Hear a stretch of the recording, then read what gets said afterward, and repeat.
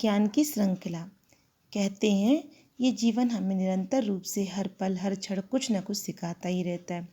जीवन की अंतिम सांस तक हम अपने आसपास के परिवेश से और अपने आसपास के लोगों से निरंतर रूप से कुछ न कुछ सीखते ही रहते हैं।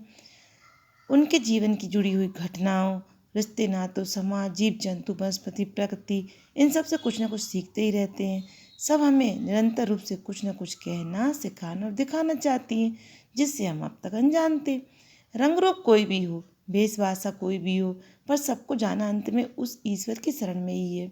कोई अच्छे कर्म करता है तो कोई बुरे कर्म करता है, पर समय समय की बात है। कभी किसी के अच्छे कर्म भी हमें बुरे लगने लगते हैं तो कभी किसी के बुरे कर्म भी हमें अच्छे लगने लगते हैं। ये सिर्फ कर्मों का खेल है। सही तो यह है कि ईश्वर हर समय हमारी हर स्थिति में परीक्षा लेता रहता है। हमारे मनोभाव में होने वाले परिवर्तनों से हमें अवगत कराता हुआ हमें जीवन जीने की कला सिखाता है। कोई स्वयं संपूर्ण ज्ञान लेकर पैदा नहीं होता, अपितु ये प्रकृति, ये सृष्टि, ये संसार ही उसे धीरे धीरे हर तरह का ज्ञान देने की कोशिश करती है। अब ये आप पर निर्भर करता है कि आपने उसको किस तरह से अर्जित किया है और किस किस माध्यम से अपने अंदर उस ज्ञान का अर्जन किया है। और उस ज्ञान की प्राप्ति के बाद आपने अपने और आपसे जुड़े हुए अन्य भवजीवों और प्राणियों में उसका किस तरह से संचार किया है। क्योंकि ये तो एक तरह से ज्ञान की श्रृंखला है जो सूर्य से प्राप्त ऊर्जा की भांति समस्त जीवों में संचरित होती रहती है। एक मनुष्य से दूसरे मनुष्य में, एक जीव से दूसरे जीव में संचरित होती रहती है।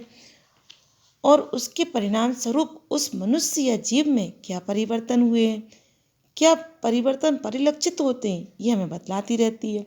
विद्यार्थी जीवन भी उस श्रृंखला का ही एक भाग है। विद्यार्थी जीवन में ही आप कुछ ऐसे तत्वों का, ऐसी भावनाओं का, ऐसी ज़रूरतों का, ऐसी प्रकृति का, ऐसे परिवर्तनों का अनुभव करके ज्ञान प्राप्त कर सकते हैं जो शायद आप अपने घर में बैठकर सिर्फ माता पिता से नहीं सीख सकते। विद्यार्थी जीवन में आकर ही मनुष्य एक दूसरे की भावनाओं को समझकर उसका सम्मान करना सीखता है।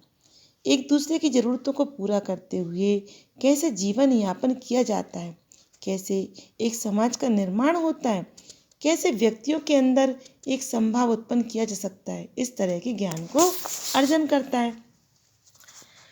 ऊंच नीच, जात पात, रंग रूप और लिंग भेद को मिटाकर वो सिर्फ शिक्षा का अर्जन कर सकता है और अमृत ज्ञान की प्राप्ति करना चाहता है जो उसे ईश्वर तक ले जाने में सक्षम हो।